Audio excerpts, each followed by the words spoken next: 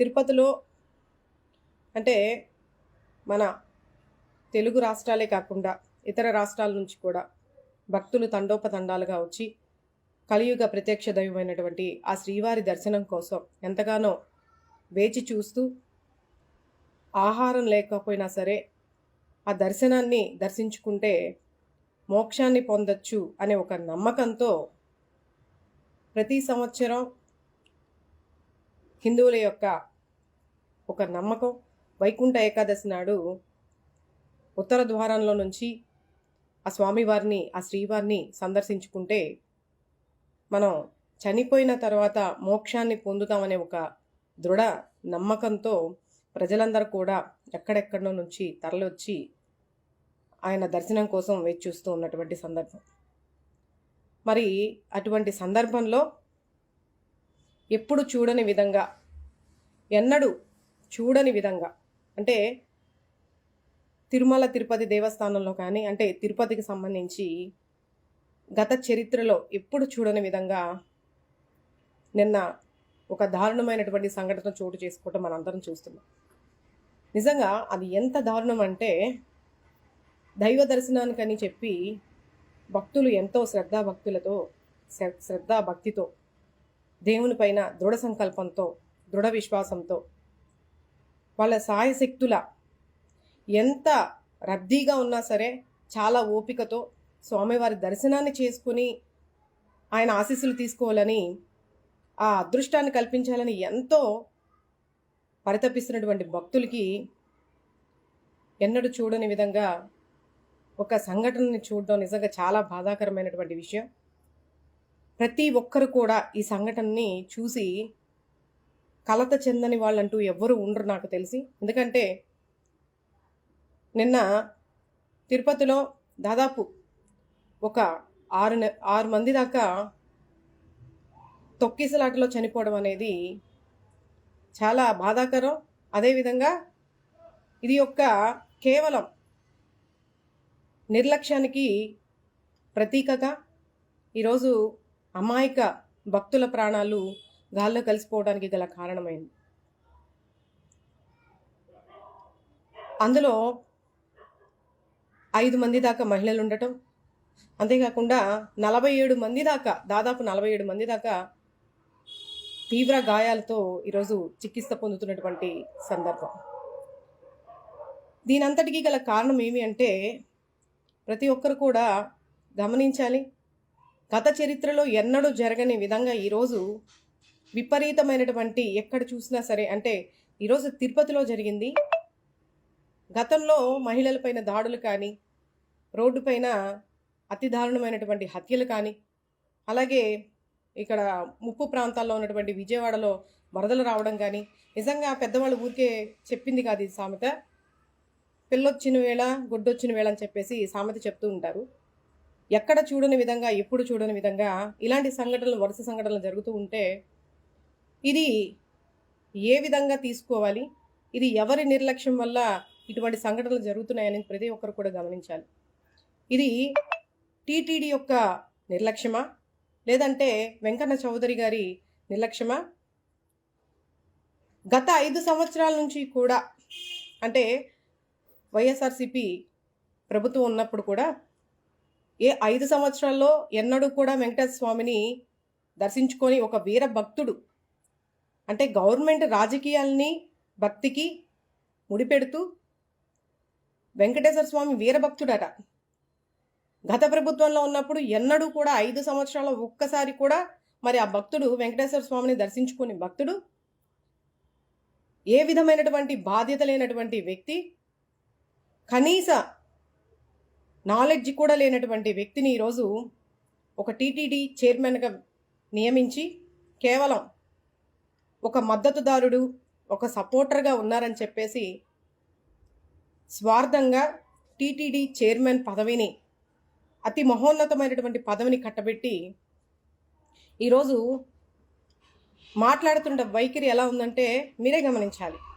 వారు ఎవరో కాదు, బిఆర్ నాయుడు గారి మాట్లాడినటువంటి వైఖరి చూడండి. ఈ సంఘటనను బట్టి బిఆర్ నాయుడు గారు మాట్లాడిన వ్యాఖ్యలు ఎలా ఉన్నాయంటే, అది సహజంగా జరిగిపోయింది, దీనికి ఎవరు ఏమీ చేయలేరు అని చెప్పేసి మాట్లాడడం అనేది, ఈ వ్యవహారం అంతా కూడా అంటే గొడవలు జరుగుతాయని ఆయనకు ముందే సమాచారం ఉందంట.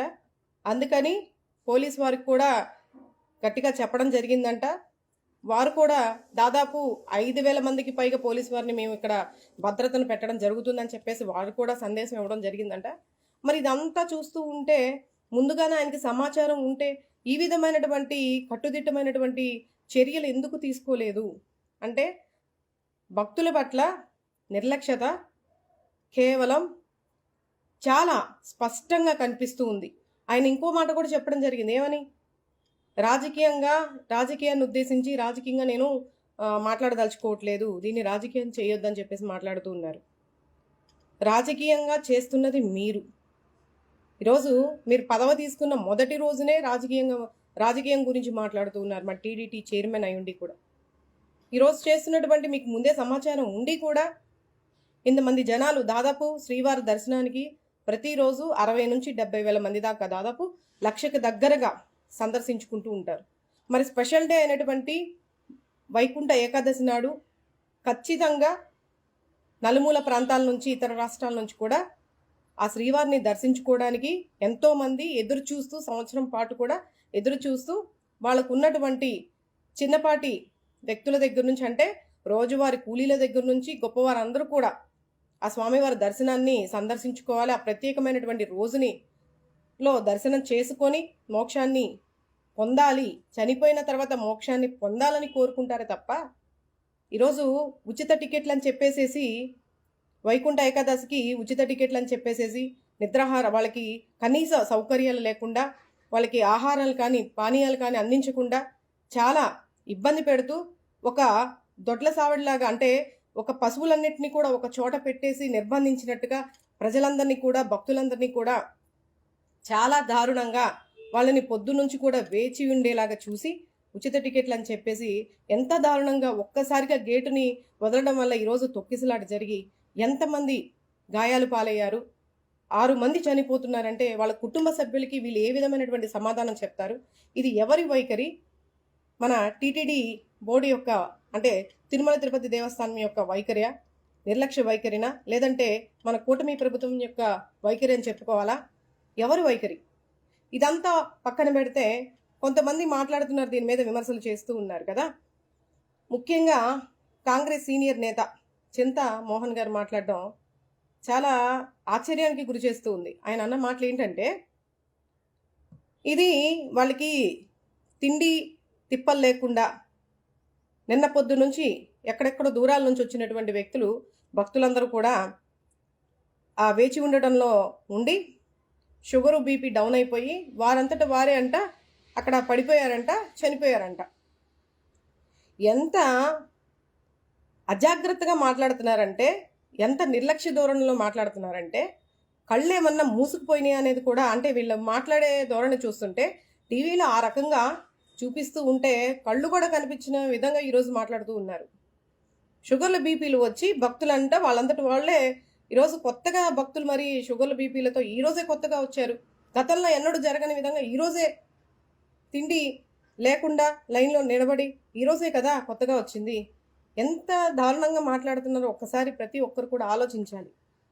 కళ్ళకు కట్టినట్లుగా అక్కడ ప్రతిది కూడా విజువల్ కనిపిస్తూ ఉంటే అంత సీనియర్ నేత అయ్యుండి ఒక కేంద్ర మాజీ మంత్రి అయ్యుండి ఈ విధంగా ఎవరిని మద్దతు కోరి ఎవరి శ్రేయస్సును కోరి ఈ విధంగా తప్పుడు ప్రచారాలకి డైవర్షన్ చేయడానికి మాట్లాడుతున్నారనేది ఒకసారి ప్రజలందరూ కూడా ఆలోచించాలి.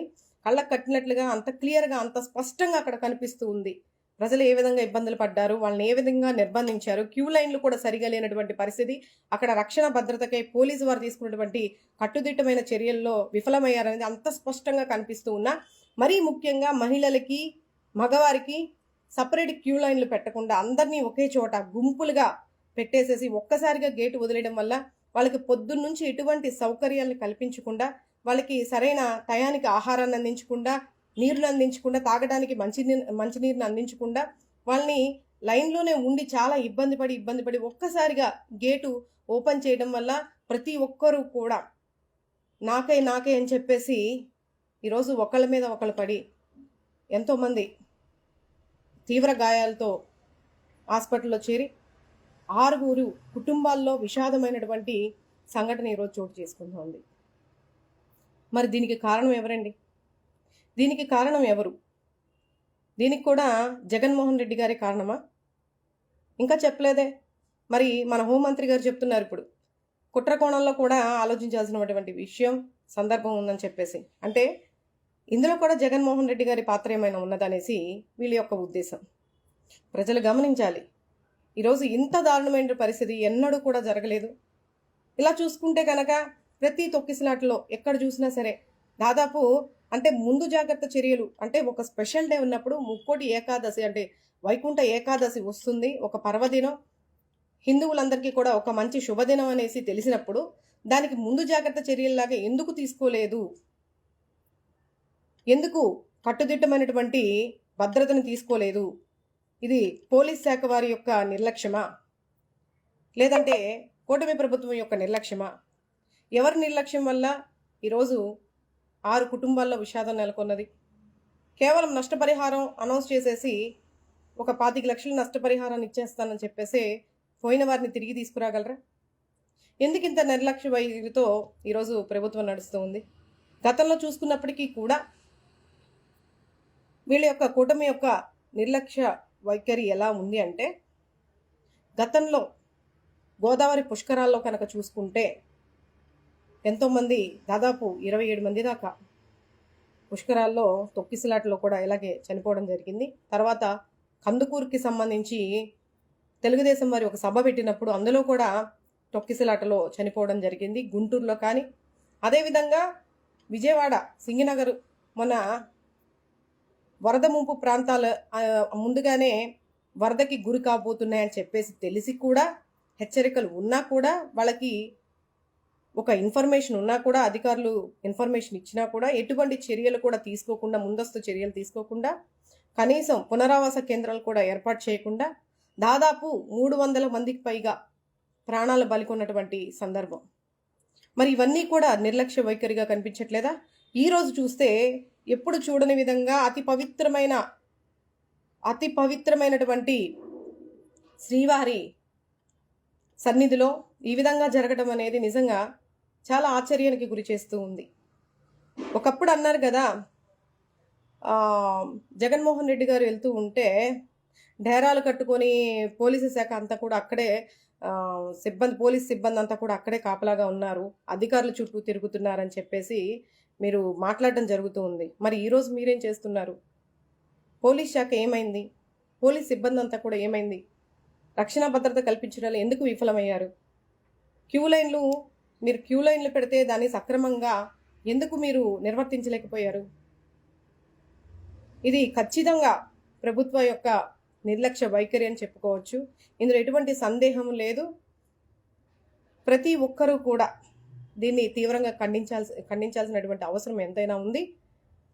కాబట్టి చనిపోయిన మృతుల కుటుంబాలకి నా ప్రగాఢ సానుభూతి తెలియజేస్తూ వాళ్ళందరికీ కూడా ఆ కుటుంబాలకి నష్టపరిహారాన్ని ప్రభుత్వం తరపున అనౌన్స్ చేయాలని మనసారా కోరుకుంటూ